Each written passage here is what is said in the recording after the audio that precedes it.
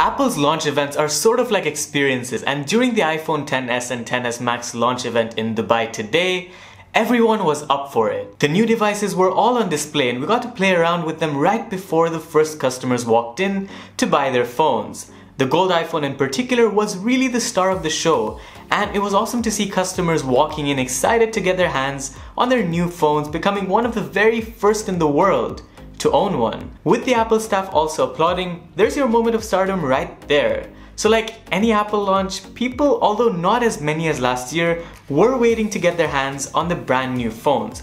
And we were excited too. So much so that we couldn't wait to unbox this thing. I mean, it's pretty evident.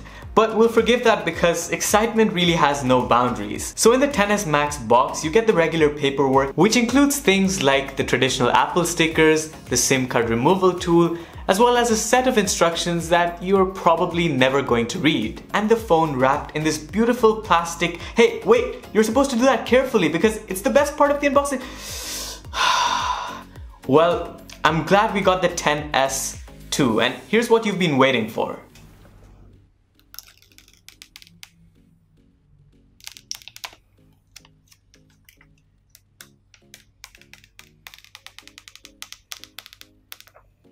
Apart from size, everything in the iPhone box stays the same. You get the power brick, which is still 5 watts with no fast charging support, kind of disappointing when you're paying a premium like this, and you get the Lightning headphones. If you notice, there's no dongle to connect your regular 3.5mm jack headphones, which I thought was a surprising omission. And of course, the charging cable.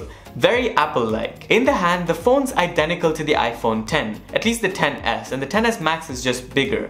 But I found it to be very responsive just off the bat. Apple's also very slyly hit the notch with its wallpaper design, and the camera bump, well, it's still there and it's bigger this time.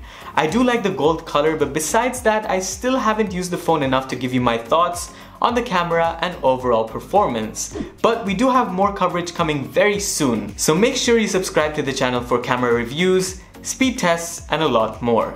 Thank you guys for watching, and I'll see you in the next one. Adios.